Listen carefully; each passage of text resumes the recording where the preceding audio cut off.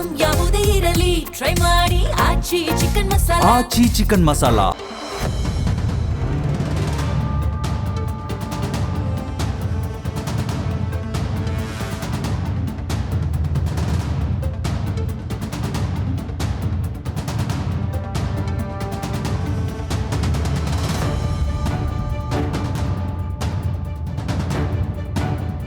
ಜಗತ್ತಿನ ಯಾವುದೇ ಭಾಗದಲ್ಲಿ ತೀವ್ರ ಬಿರುಗಾಳಿ ಅಥವಾ ಚಂಡಮಾರುತ ಬೀಸಿದಾಗ ಅವುಗಳಿಗೆ ಯಾರೋ ತಟ್ಟನೆ ಹೆಸರಿಟ್ಟು ಬಿಡ್ತಾರೆ.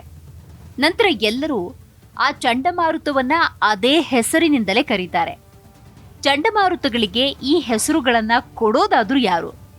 ಇವುಗಳ ಹಿಂದೆ ಇರುವ ವೈಜ್ಞಾನಿಕ, ಭೌಗೋಳಿಕ, ಆಡಳಿತಾತ್ಮಕ ಪ್ರಕ್ರಿಯೆಗಳೇನು? ಹಿಂದಿನ ಕಾಲದಲ್ಲಿ ಚಂಡಮಾರುತಗಳನ್ನ ಅವು ಸಂಭವಿಸಿದ ದಿನಾಂಕ, ವರ್ಷ, ಅಕ್ಷಾಂಶ, ರೇಖಾಂಶಗಳು ಅಥವಾ ಅವು ಅಪ್ಪಳಿಸಿದ ಹಡಗು ಮತ್ತು ಸ್ಥಳಗಳ ಆಧಾರದ ಮೇಲೆ ಗುರುತಿಸಲಾಗ್ತಾ ಇತ್ತು. ಉದಾಹರಣೆಗೆ 1953ರ ಮಹಾ ಚಂಡಮಾರುತ ಎಂದೋ ಅಥವಾ ಅಟ್ಲಾಂಟಿಕ್ ಸಾಗರದಲ್ಲಿ ನಿರ್ದಿಷ್ಟ ರೇಖಾಂಶದಲ್ಲಿ ಸೃಷ್ಟಿಯಾದ ವಾಯುಭಾರ ಕುಸಿತ ಎಂದೋ ಕರೆಯಲಾಗ್ತಿತ್ತು.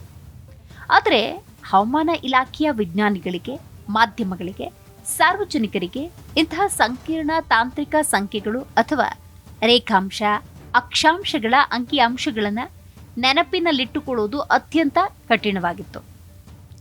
ಎರಡನೇ ಮಹಾಯುದ್ಧದ ಸಮಯದಲ್ಲಿ ಅಮೆರಿಕದ ಮಿಲಿಟರಿ ಹವಾಮಾನ ತಜ್ಞರು ಬಿರುಗಾಳಿಗಳನ್ನು ಸುಲಭವಾಗಿ ಗುರುತಿಸುವುದಕ್ಕೆ ಮತ್ತು ಸಂವಹನ ನಡೆಸಲು ಮಹಿಳೆಯರ ಹೆಸರುಗಳನ್ನು ಬಳಸಲು ಪ್ರಾರಂಭ ಮಾಡಿದ್ರು.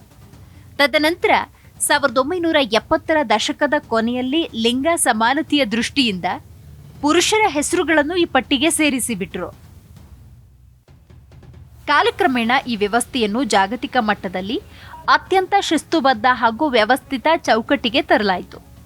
ಭೌಗೋಳಿಕವಾಗಿ ಜಗತ್ತಿನಾದ್ಯಂತ ಸೃಷ್ಟಿಯಾಗುವ ಚಂಡಮಾರುತಗಳನ್ನು ಅವುಗಳ ತೀವ್ರತೆ, ಪ್ರದೇಶಗಳ ಆಧಾರದ ಮೇಲೆ ವಿವಿಧ ಹೆಸರುಗಳಿಂದ ಕರೆಯಲಾಗುತ್ತೆ. ಅಟ್ಲಾಂಟಿಕ್ ಮತ್ತು ಈಶಾನ್ಯ ಪೆಸಿಫಿಕ್ ಸಾಗರದಲ್ಲಿ ಇವುಗಳನ್ನು ಹರಿಕೇನ್ ಎನ್ನಲಾಗುತ್ತೆ. ವಾಯುವ್ಯ ಪೆಸಿಫಿಕ್ನಲ್ಲಿ ಟೈಫೂನ್ ಹಾಗೂ ಹಿಂದೂ ಮಹಾಸಾಗರ, ದಕ್ಷಿಣ ಪೆಸಿಫಿಕ್ ವಲಯದಲ್ಲಿ ಸೈಕ್ಲೋನ್ ಅಥವಾ ಚಂಡಮಾರುತ ಅಂತ ಕರೆಯಲಾಗುತ್ತೆ. ಚಂಡಮಾರುತಗಳಿಗೆ ಯಾರು ಬೇಕಾದರೂ ತಮಗಿಷ್ಟ ಬಂದ ಹಾಗೆ ಹೆಸರಿಡೋ ಹಾಗಿಲ್ಲ. ಇದರ ಹಿಂದೆ ವಿಶ್ವ ಹವಾಮಾನ ಸಂಸ್ಥೆಯ ಕಟ್ಟುನಿಟ್ಟಿನ ಆಡಳಿತಾತ್ಮಕ ನಿಯಮಗಳಿವೆ. ಜಗತ್ತಿನ ಸಾಗರ ವಲಯಗಳನ್ನು 5 ಪ್ರಮುಖ ಪ್ರಾದೇಶಿಕ ಹವಾಮಾನ ಸಂಸ್ಥೆಗಳಾಗಿ ಮತ್ತು 6 ಪ್ರಾದೇಶಿಕ ಉಷ್ಣವಲಯದ ಚಂಡಮಾರುತ ಎಚ್ಚರಿಕೆ ಕೇಂದ್ರಗಳಾಗಿ ವಿಂಗಡಿಸಲಾಗಿದೆ.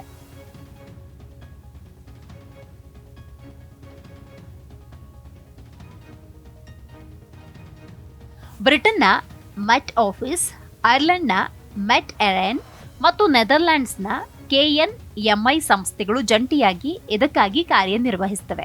ಈ ಸಂಸ್ಥೆಗಳು ಪ್ರತಿ ವರ್ಷ ಶರತ್ಕಾಲದಲ್ಲಿ ಹೊಸ ಬಿರುಗಾಳಿಯ ಹಂಗಾಮು ಆರಂಭವಾಗುವ ಮುನ್ನ ಸಾರ್ವಜನಿಕರಿಂದ ಇಮೇಲ್ ಮತ್ತು ಸಾಮಾಜಿಕ ಮಾಧ್ಯಮಗಳ ಮೂಲಕ ಹೆಸರುಗಳ ಸಲಹೆಗಳನ್ನು ಆಹ್ವಾನಿಸುತ್ತವೆ. ಸಾರ್ವಜನಿಕರಿಂದ ಬಂದ ಹೆಸರುಗಳನ್ನು ಇಂಗ್ಲಿಷ್ ವರ್ಣಮಾಲೆಯ ಅಂದರೆ A to Z ಕ್ರಮದಲ್ಲಿ ಜೋಡಿಸಲಾಗುತ್ತೆ. ಉದಾಹರಣೆಗೆ ಆರ್ವೆನ್, ಬರಾರ್, ಕೋರಿ, ಡಡ್ಲಿ, ಯೂನಿಸ್, ಗ್ಲಾಡಿಸ್, ಹರ್ಮನ್ ಹೀಗೆ. ಆದರೆ ಅಂತಾರಾಷ್ಟ್ರೀಯ ನಿಯಮಗಳ ಪ್ರಕಾರ Q, U, X, Y, Z ಅಕ್ಷರಗಳನ್ನು ಬಿರುಗಾಳಿಗಳ ಹೆಸರಿಡಲು ಬಳಸೋದಿಲ್ಲ. ಯಾಕಂದರೆ ಈ ಅಕ್ಷರಗಳಿಂದ ಆರಂಭವಾಗುವ ಹೆಸರುಗಳು ವಿರಳ ಮತ್ತು ಗೊಂದಲಕಾರಿ.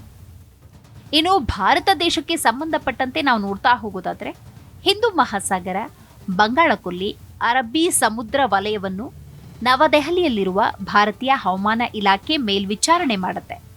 ಈ ವಲಯದ ಆಡಳಿತಾತ್ಮಕ ಪ್ರಕ್ರಿಯೆ ಅತ್ಯಂತ ಆಸಕ್ತಿದಾಯಕ. ಈ ಸಮಿತಿಯಲ್ಲಿ ಒಟ್ಟು 13 ದೇಶಗಳಿವೆ.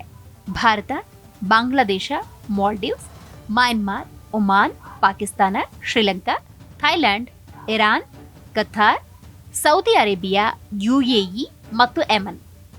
ಈ 13 ದೇಶಗಳು ತಲಾ 13 ಹೆಸರುಗಳ ಪಟ್ಟಿಯನ್ನು ಮುಂಚಿತವಾಗಿ ಸಿದ್ಧಪಡಿಸಿ ವಿಶ್ವ ಹವಾಮಾನ ಸಂಸ್ಥೆಯ ಸಮಿತಿಗೆ ಸಲ್ಲಿಸುತ್ತೆ. ಹೀಗೆ ಒಟ್ಟು 169 ಹೆಸರುಗಳ ಬೃಹತ್ ಪಟ್ಟಿಯನ್ನು ಸಿದ್ಧಪಡಿಸಲಾಗುತ್ತೆ. ಈ ಪಟ್ಟಿಯಿಂದ ದೇಶಗಳ ಇಂಗ್ಲಿಷ್ ಅಕ್ಷರಗಳ ವರ್ಣಮಾಲೆಯ ಕ್ರಮದ ಪ್ರಕಾರ ಸರದಿಯ ಮೇಲೆ ಒಂದೊಂದೇ ಹೆಸರನ್ನ ಚಂಡಮಾರುತಗಳಿಗೆ ಇಡಲಾಗುತ್ತೆ. ಇನ್ನು ಭಾರತ ಹವಾಮಾನ ಇಲಾಖೆ ಚಂಡಮಾರುತಗಳಿಗೆ ಹೆಸರಿಡಲು ಆರಂಭ ಮಾಡಿದ್ದು ತೀರಾ ಇತ್ತೀಚೆಗೆ. ಆದರೆ ಚಂಡಮಾರುತಗಳಿಗೆ ಹೆಸರಿಡುವುದಕ್ಕೆ ಒಂದೇ ಬಗೆಯ ವಿಧಾನ ಅನುಸರಿಸುವುದಿಲ್ಲ. ವಿವಿಧ ರೀತಿಯ ವ್ಯವಸ್ಥೆ ಇದೆ. ಪಾಶ್ಚಿಮಾತ್ಯ ದೇಶಗಳಲ್ಲಿ ಸಾಮಾನ್ಯವಾಗಿ ಕ್ಯಾಥೋಲಿಕ್ ಸಂತರ ಹೆಸರುಗಳನ್ನು ಬಳಸಲಾಗುತ್ತೆ.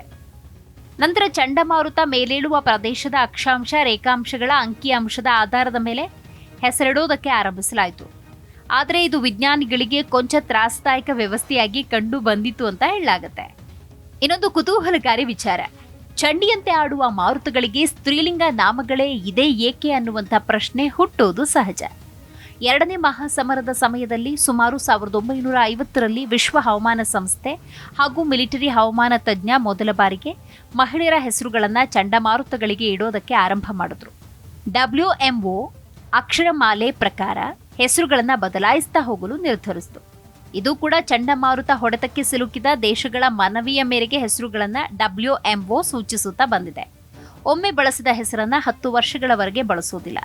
ಇದು ಐತಿಹಾಸಿಕವಾಗಿ ಹಾಗೂ ವಿಮೆ ಹಿಂಪಡೆಯೋದಕ್ಕೆ ಸುಲಭವಾಗುವಂತಹ ವ್ಯವಸ್ಥೆಯಾಗಿದೆ. ಇನ್ನು 1978ರಲ್ಲಿ ಚಂಡಮಾರುತಗಳಿಗೆ ಮಹಿಳೆಯರ ಜೊತೆಗೆ ಪುರುಷರ ಹೆಸರುಗಳನ್ನು ಇಡೋದು ಕೂಡ ರೂಢಿಗೆ ಬಂತು.